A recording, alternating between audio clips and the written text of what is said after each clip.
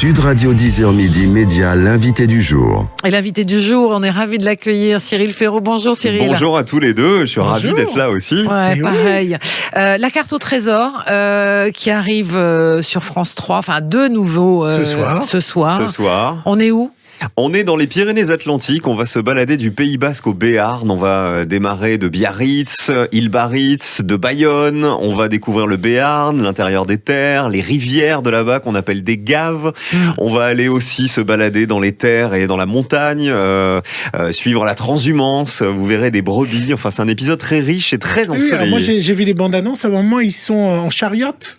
Ils sont en chariote. Alors vous verrez, ils sont excusez-moi, ils sont en calèche exactement. Mais c'est très surprenant. Ils vont être en calèche ce soir, ils vont être en canoë, ils vont se retrouver dans une course-poursuite à travers les brebis, vous allez voir. Et alors, je vous le dis, c'est en termes de rebondissement, c'est un épisode absolument exceptionnel. On a une situation qu'on n'a jamais vécue de toute l'histoire de la carte au trésor. C'est PK Express sur France 3. C'est presque ça. Alors, on souligne quand même que ça a été tourné il y a quelques mois. Puisque, au mois de juillet, voilà, absolument. Vous parlez des brebis, donc tout ça c'est dans les estives. Et évidemment, en ce moment, elles n'y sont pas, donc ça n'a pas un raccord avec la météo et le temps d'aujourd'hui. Mais moi, je voulais savoir un tout petit peu chez vous, Cyril Ferraud. Quand on vous propose de reprendre cette émission emblématique... C'était son idée. Voilà, mais quand vous reprenez cette émission emblématique, c'est un rêve de gosse ? C'était un rêve de gosse parce que je regardais cette émission quand j'étais petit avec mes parents, mes grands-parents. Moi, je rêvais de piloter un jeu d'aventure sur France Télévisions et c'est moi qui suis allé voir la direction de France Télé avec le patron des jeux qui s'appelle Emmanuel Garcia et tous les deux, on est allé convaincre notre patronne de l'époque de relancer l'émission La Carte au Trésor qui était une marque qui manquait sur France 3. C'était une époque en plus où France 3 voulait lancer de plus en plus de prime time régionalisant. Ouais. Voilà. Et surtout, j'avais en tête que cette émission, les gens la connaissaient, mais surtout qu'il la connaissait dans son ancienne version, c'est-à-dire avec des images en basse définition, avec des téléviseurs 4 tiers, c'est-à-dire carrés, comme on avait à l'époque, alors qu'aujourd'hui, on est en ultra haute définition, il y a des technologies qui ont évolué, on tourne par exemple avec une caméra de cinéma sous mon hélico pour faire les prises de vue aériennes, il y a des petites caméras GoPro qui n'existaient pas à l'époque, qu'on peut embarquer dans les gilets des candidats pour avoir l'impression de courir avec eux, donc je savais que ces nouvelles technologies, ces nouvelles façons de raconter et de filmer à la télé allaient apporter un plus à cette nouvelle version. Et on va finir avec des drones chez soi. On a des drones déjà. Vous avez des drones, j'imagine. On utilise les drones au maximum. Le drone, en revanche, il peut pas faire n'importe quelles images. Par exemple, il peut pas tourner en ville. Vous voyez, ils peuvent pas tourner dès qu'il est au-dessus de passants, oui, etc. C'est la réglementation. On verrait les gens chez eux. À cause de risques, voilà. C'est la réglementation aérienne. Et puis c'est une réglementation aérienne qui est très précise, les drones. C'est pour ça d'ailleurs qu'on continue à utiliser les hélicoptères. Au-delà du fait de déplacer les candidats très vite d'un point A à un point B, c'est la seule machine hélico aujourd'hui qui permet de faire des images aériennes aussi grandioses que celles qu'on propose ce soir. Ouais. Alors justement, l'hélico, en ce moment, il y a un gros débat. Je suis obligée de vous poser la question, Cyril. C'est autour de l'utilisation de l'avion dans le débat actuel. Du bilan carbone, exactement. Absolument. Comment vous gérez ça ? On compense en fait toutes les émissions carbone de nos hélicos grâce à une société qui s'appelle Reforest Action, qui est assez connue, qui replante des arbres. Et alors, je vais vous dire, on compense non seulement les émissions carbone de nos hélicos, mais aussi de tous les véhicules qu'on utilise pendant l'émission, c'est-à-dire les véhicules de production. On compense aussi les éventuels billets d'avion utilisés par les équipes pour se rendre sur les lieux de tournage, ce que fait très très très peu d'émissions télé en France. C'est pour ça que c'est important de le dire. Ça veut dire quoi ? Ça veut dire qu'il y a une espèce de double langage quand vous dites ça de la part des chaînes qui disent faut suivre le mouvement écologique ? Non, c'est pas un double langage, ça veut dire que c'est important aujourd'hui, et l'écologie, on va tous mourir si à un moment on n'est pas écolo. Ce que je veux juste dire, c'est que je trouve ça injuste qu'on dise la carte trésor est une émission qui utilise des hélicoptères, donc c'est une émission qui pollue. Faites le bilan carbone d'un prime time sur une grande chaîne à la Plaine Saint-Denis, dans un studio gigantesque avec watt 1000 projecteurs, avec des groupes électrogènes qui tournent toute la journée, y compris pendant les répétitions en cas de coupure de courant. Voilà. Nous, on utilise des hélicoptères qui se voient, mais une fois qu'on tourne l'émission, on est avec nos caméras à l'épaule, on n'a même pas de lumière avec nous, vous voyez, on n'a pas un arsenal de lumière, d'électricité, d'écran, de projecteurs avec nous, vous voyez. Donc je pense que le bilan carbone de la carte au trésor, en fait, est bien moins important que plein d'autres émissions qu'on regarde en prime time. Les Marseillais à Dubaï, ça consomme beaucoup niveau bilan carbone. Et niveau QI, là, on est sur une grosse consommation. C'est ce que j'allais dire. Pour vous, cette émission, alors vous dites, moi j'avais proposé ça parce qu'avec les moyens modernes, je pouvais en gros remoderniser cette émission. Mais c'est quoi ? C'est aussi une façon de... On sait par exemple que le Tour de France est très apprécié des téléspectateurs parce qu'il y a justement ces images aériennes de la France. On voit les choses différemment ?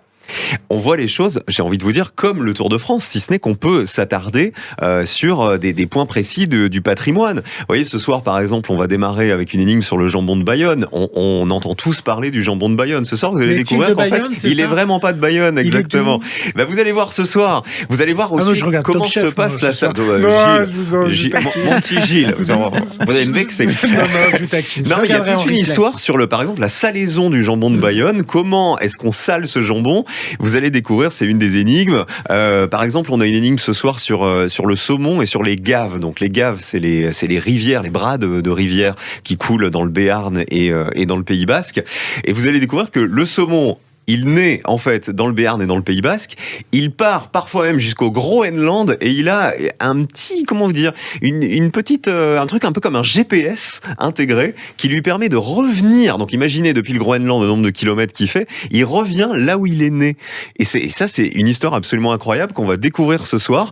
Donc en fait le jeu d'aventure, la carte trésor, c'est un prétexte pour parler du patrimoine, pour parler de façon ludique, pour découvrir la beauté de nos paysages, aussi bien quand on est grand-parent, quand on est parent et que quand on est enfant. C'est ça qui est génial. Mais ça vous plairait de faire la Suisse ou de faire l'Allemagne pour des émissions un peu spéciales ? Franchement, ça serait hyper intéressant, mais comme on est sur France 3, l'idée c'est d'abord d'aller dans tous les départements de France, voilà, dans toutes les régions de France, et après, pourquoi pas aller jusqu'en Belgique, etc. Peut-être la Suisse aussi. On n'allait pas très loin, on n'allait pas très loin de l'Espagne, on n'allait pas très loin de la Suisse, mais voilà, restons en France parce qu'on est avant tout sur la chaîne des régions. Vous le ferez sur C8 quand France Télévisions.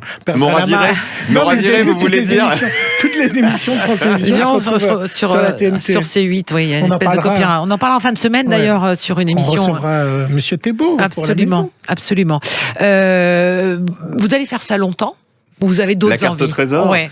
Bah, je vais faire ça tant que les gens aimeront cette émission et tant que France Télé me fera confiance pour ça. On en est à la 3e nouvelle saison. Ouais. On part en tournage de la 4e dans quelques semaines. Ah, super. Voilà. Donc, on espère qu'on sera sorti du confinement parce que on a tourné toutes ces émissions entre deux confinements.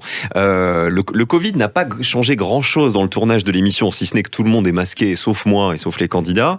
Et si ce n'est qu'on a donné des perches aux candidats pour pouvoir s'adresser aux gens dans la rue et qu'ils doivent monter dans des voitures suffisamment vastes et à l'arrière, voilà, pour éviter, pour rester à distance réglementaire.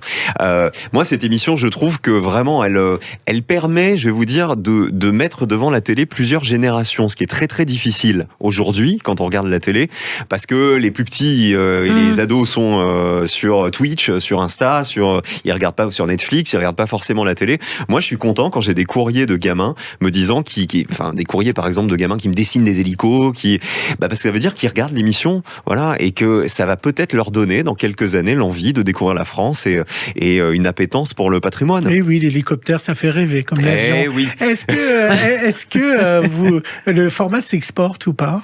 Oui, alors l'Angleterre, je crois, a pris des options dessus. Alors, il faut savoir qu'il y a le format de base de la carte au trésor, c'est la chasse au trésor de Philippe de Dieu-le-Veut, exactement.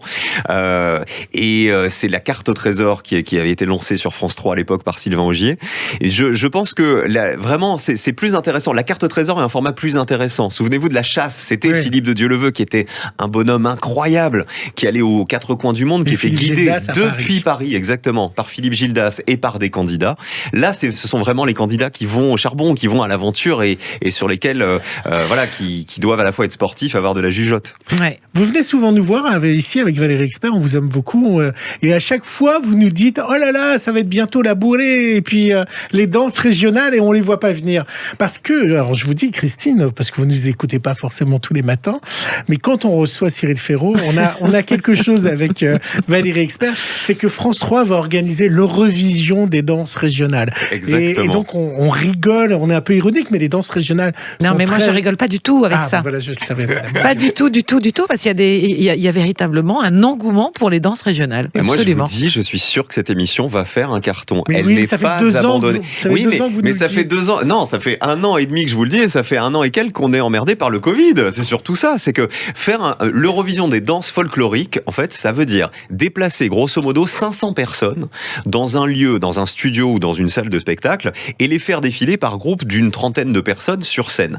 Donc là, ça fait 4 fois, et d'ailleurs j'embrasse la prod de cette émission qui est formidable, qui déplace tous les plannings depuis 4 fois. C'est ça. Et à chaque fois les billets d'avion, les billets de train sont pris. Et là, pour tout vous dire, on devait la tourner ces jours-ci, sauf qu'on est en confinement. Vous faites à chaque fois voilà. le coup quand non, vous donc là, je vous le dis, on est en train de tout préparer pour la tourner en septembre. J'espère quand même qu'en septembre, on pourra le faire. Après, il faut le faire dans des conditions sanitaires parfaites. En tout cas, c'est pas France Télévisions qui nous demande ou qui se dit on n'a plus envie de le faire. Je vous dis, ça fait 1 an et demi que les textes sont écrits, que les magnétos, même la plupart des portraits sont tournés. L'idée, en fait, c'est, je rappelle à vos auditeurs, on va organiser le grand concours des régions spéciales danse folklorique, c'est-à-dire que chaque région de France va venir Il y a des festivals être représentée, voilà, c'est ça, par un groupe de danse folklorique de son coin, et les téléspectateurs pourront élire leur danse et leur région préférée. Et ça, vous y croyez beaucoup? Mais j'y crois beaucoup parce que je présente l'Interceltique de Lorient depuis 5 ans sur France 3. Et quand je vois qu'on est leader devant TF1 chaque été avec le festival Interceltique et les bignoux et les danses folkloriques et la cornemuse, je me dis, ah bah, il y a une vraie demande. Et je pense qu'on est content de retrouver nos racines, quoi. Vous voyez, je sais pas d'où vous venez, Gilles, mais il y a forcément une danse folklorique dans le coin. Non, mais dans toutes les régions, il y a une danse et il y a des costumes qui vont. À Paris, il faudrait que je me renseigne. Oh, il doit y en avoir, oui. Déjà, il y a le costume d'époque. Mais on vous expliquera tout ça, mon cher Gilles. Ne vous inquiétez pas. C'est un univers que vous ne maîtrisez pas, mais on fera un cours de rattrapage. Il n'y a pas de souci. Demain, je viens avec mes sabots. On fait une démo. Oui, c'est une idée. Mais je vous donne un exemple.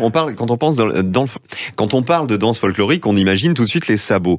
Imaginez que dans certaines régions, par exemple, vous avez des danseurs à échasses qui sont capables de faire des sauts périlleux avec des échasses. Ça, c'est de la danse folklorique. C'est pour vous dire que ça va pas être le truc ringard. La danse de l'ours aussi, par exemple, qui se pratique en pays catalan. Hein. Alors, ça, c'est la danse de l'ours, mais c'est pour les jeunes filles qui sont prêtes à marier. Enfin, il y a beaucoup de traditions aussi derrière la danse provençale, la danse bretonne, la danse polynésienne, notamment en Auvergne. Il y a la bourrée, mais qui a été revisitée depuis. Enfin, il y a vraiment plein de choses à montrer.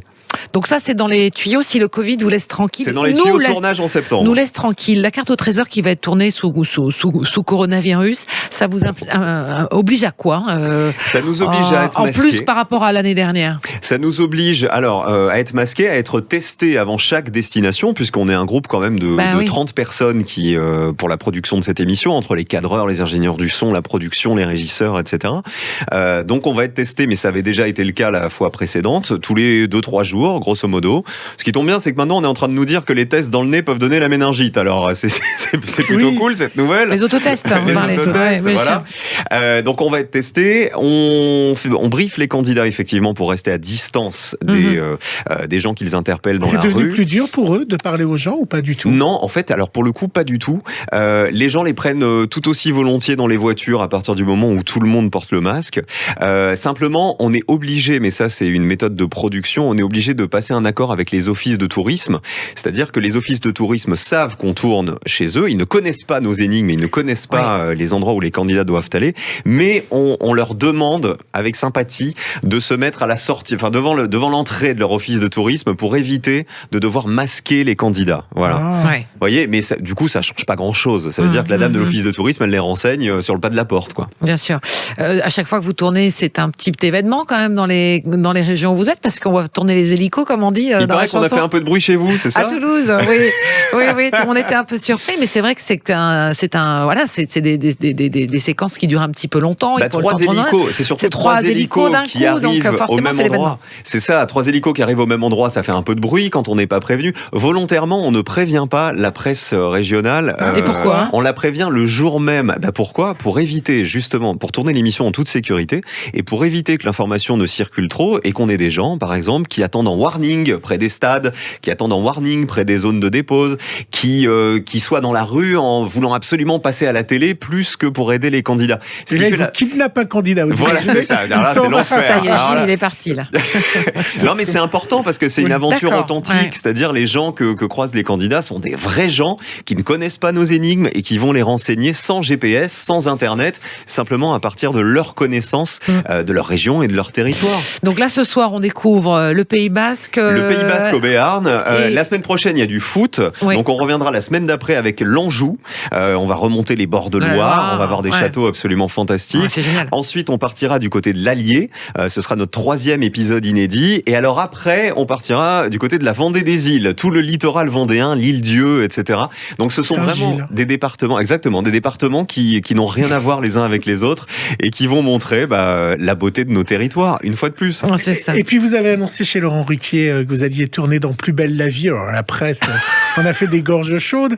Vous allez faire quoi dans Plus belle la vie? En fait, je vais présenter au mois de juin le 10e anniversaire de Musique en Fête, qui est donc, vous connaissez, notre fête de la musique de France 3 en direct des Corégies d'Orange, en direct du Théâtre Antique d'Orange.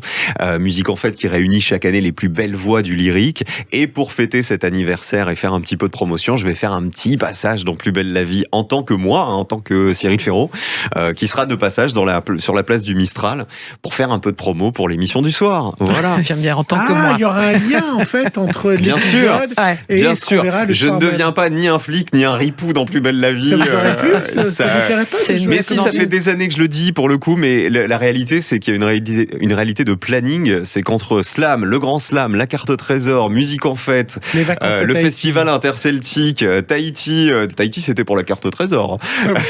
Avant tout. Parce que je vais sur les Instagram de nos invités. Mais oui, mais c'est Ouais, là c'est qu'il pour faut ça. aller souvent. Des Hein. photos. Non, pour le coup, j'ai un planning qui est vraiment militaire et qui permet pas d'aller faire une quelconque fiction, mais je l'ai dans la tête. Ça arrivera peut-être un jour. Oui, mais on vous le souhaite en tous les cas. Merci beaucoup Cyril Ferraud Merci de d'être m'avoir venu reçu. sur Avec Sud Radio. Donc la carte au trésor, c'est ce soir sur Je France 3. regarderai. Non, mais bien Du vous- Pays Basque au Béarn, ça va parler à vos auditeurs. C'est ça. Et le Grand Slam et Slam aussi sur. Et oui, on vous retrouve. Le Grand Slam tous les jours 17h et le Slam tous les jours 17h et le Grand Slam le dimanche Voilà. 17h50. Merci beaucoup Cyril Ferraud d'avoir Merci été à avec tous nous ce les matin deux. sur Sud Radio. Et nous, on continue avec l'œil de l'expert dans un instant. À tout de suite. Sud Radio 10h midi, Média.